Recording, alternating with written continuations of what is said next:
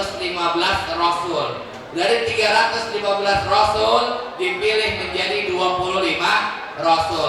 Jangan saya kadang-kadang nih kalau dites belum tentu hafal nih 25 nabi nih. Apa? Tuh kalau kita nggak hafal pakai yang nada tuh biar gampang, yang di Aqidatul Awam. Hum Adamun Idris Nuhun Hud Ma Salih wa Ibrahimu kullun muttaba Lutun wa Ismailu Ishaqu Kala Yaqubu Yusufu wa Ayyubu Kala Syu'aibu Harunu wa Musa wal Yasalul Kifli Dawudu Sulaimanut Taba Ilyasu Yunusu Yahya Isa wa Taha Timun Dawayatu. Alhamdulillah anak-anak sini anak-anaknya pada hafal. Ini anak kita yang belum ngaji suruh ngaji Pak, cuman kita kudu nyontohin. Ini saya sampai jam berapa Pak?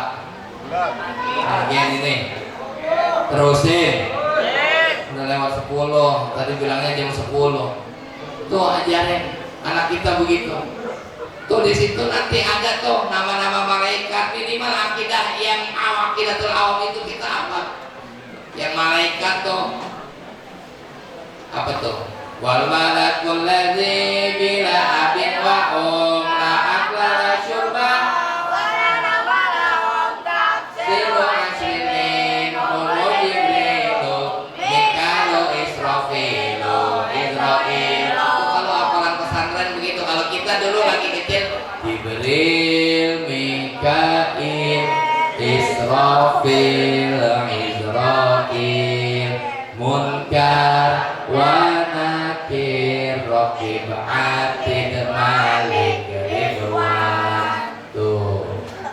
Jadi belajar mulai. Kalau kita nggak bisa ya udah serahin ke pondok pesantren, kita titipin, kita mohon buat dibimbing. Saya sering bilang tuh di mana-mana wajar Pak di tempat ngaji bayaran wajar.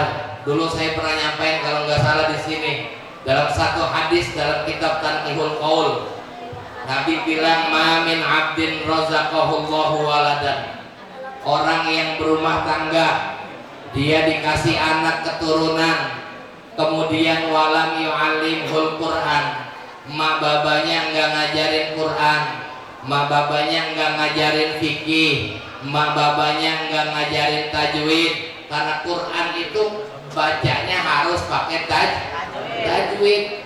Orang saking pede terus biasa resep sama mik begitu baca surat Maryam. Pernah tuh saya dengar baca surat Maryam kahaya ngaso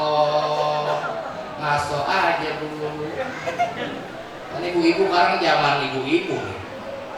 Tuh, ibu-ibu tuh banyak banget tuh asal habis pagi yasinan, maghrib yasinan. Karena mau maghrib ya ada ibu-ibu.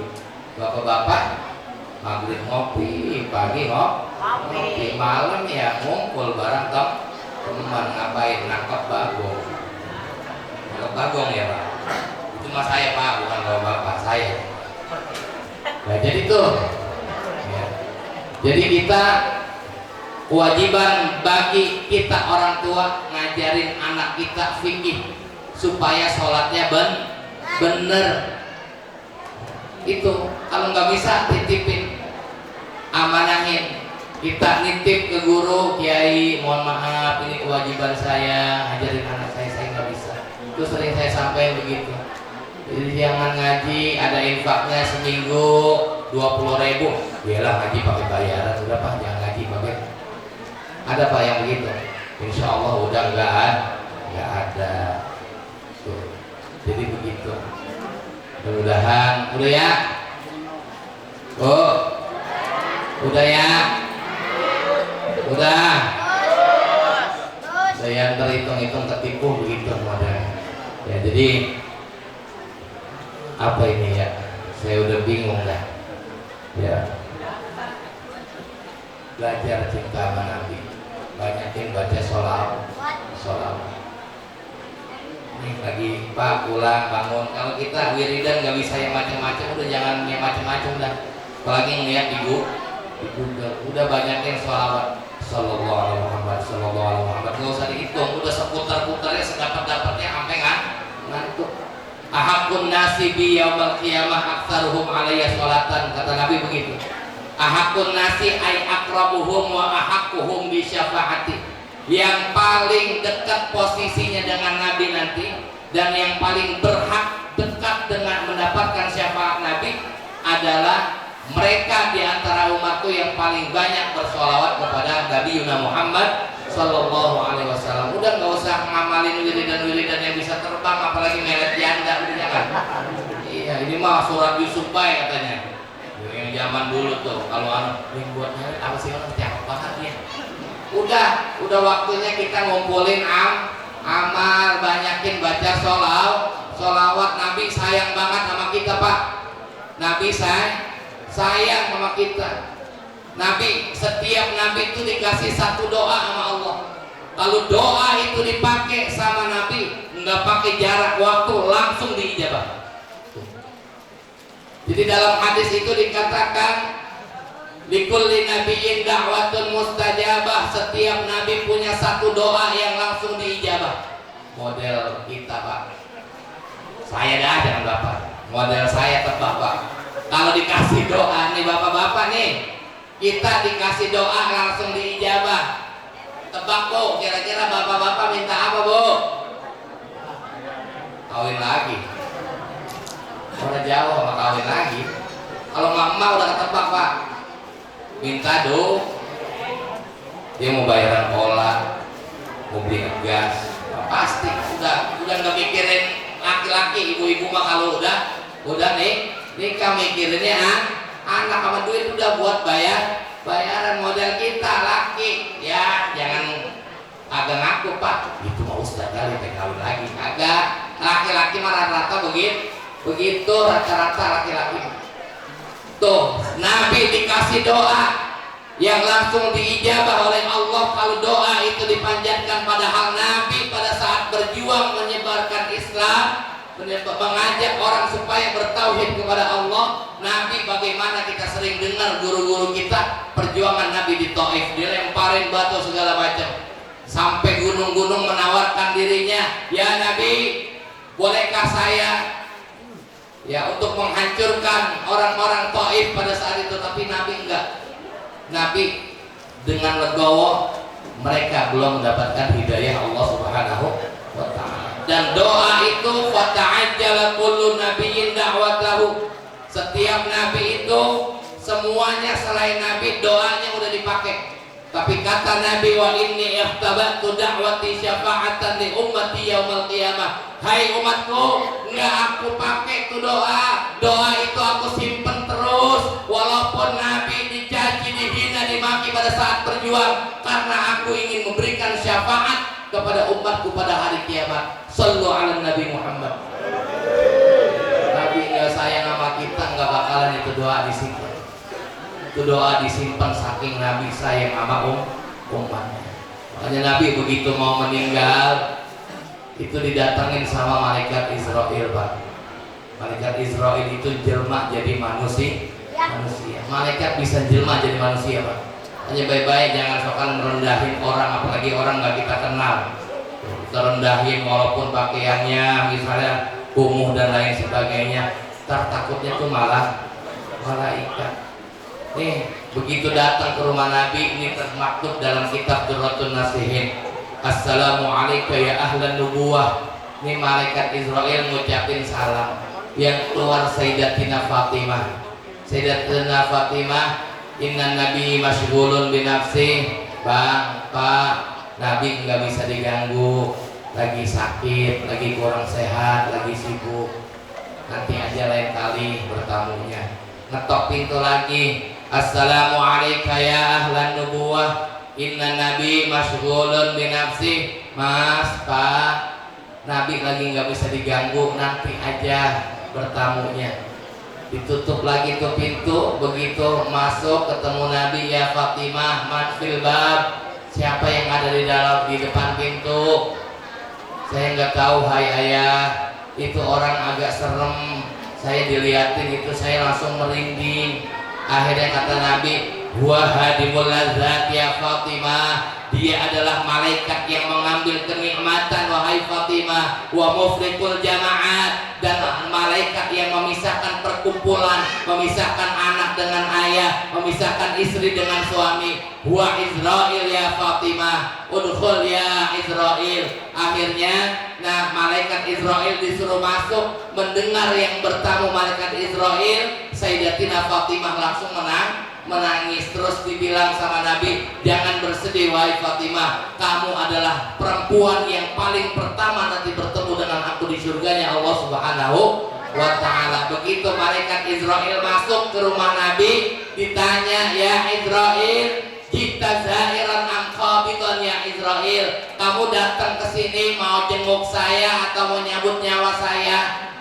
Ditanya, komunikasi model kita mah boro-boro.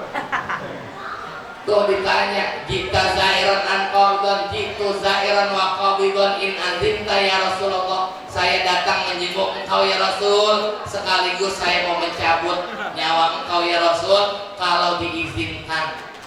Wah, model kita ditanya begitu. Kalau diizinin saya nggak nyabut Pak, kalau nggak diizinin ya saya pulang.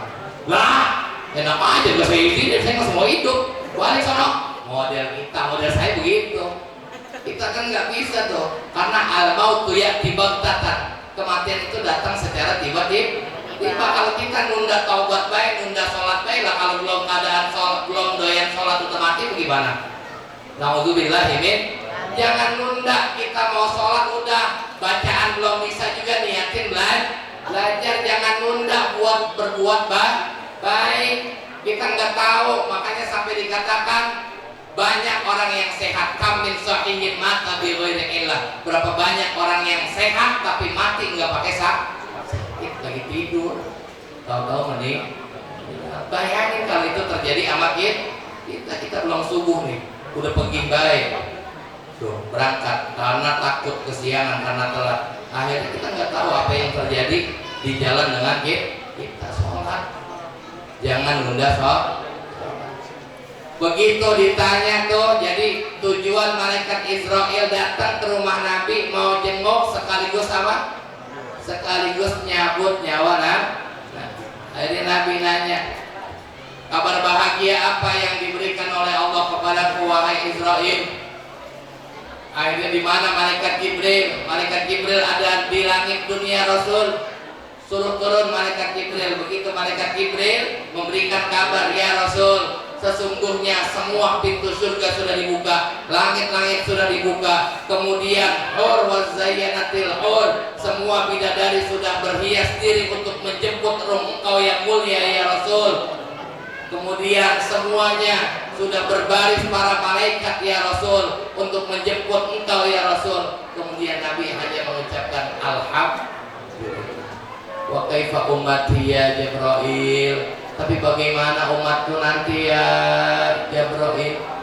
Jadi Nabi sudah dinyatakan masuk surga, disampaikan oleh malaikat Jibril, pintu surga sudah dibuka ya Rasul, dan engkau akan dimasukkan ke dalam surga sebelum nabi-nabi yang lain masuk ke dalam surganya Allah. Tapi Nabi nanya ini apa?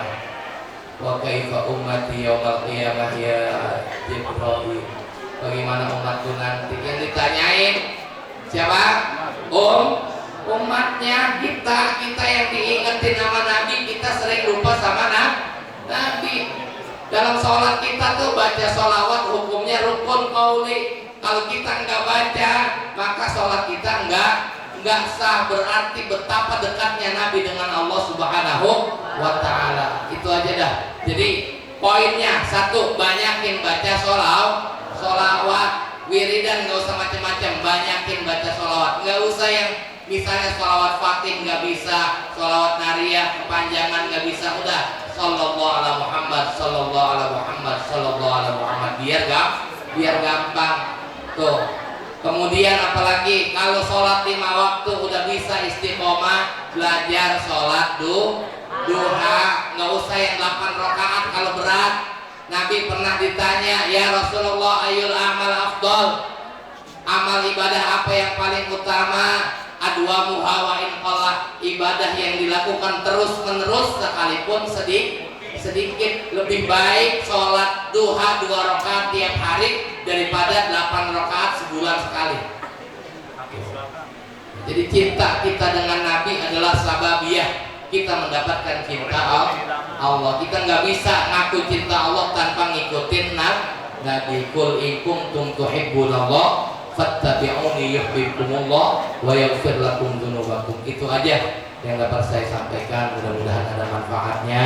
Saya mohon maaf apabila dalam penyampaian banyak kesalahan. Yang benar datangnya dari Allah Subhanahu wa taala, yang salah dari saya pribadi. Wallahul muwaffiq ila aqwamit thoriq. Assalamualaikum warahmatullahi wabarakatuh.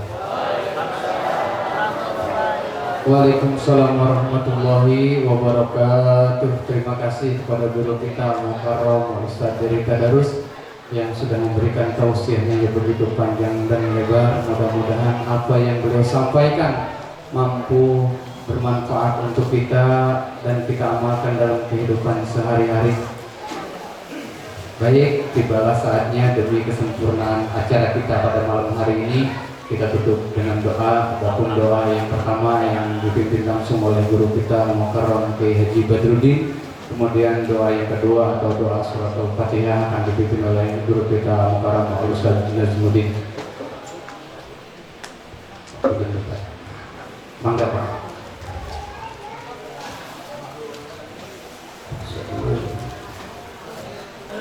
Kita sebut doa yang tidak harus daripada disyakin rohani dan jasmani. Semoga dipanjangkan umurnya serta lebih dimanfaatkan ilmunya.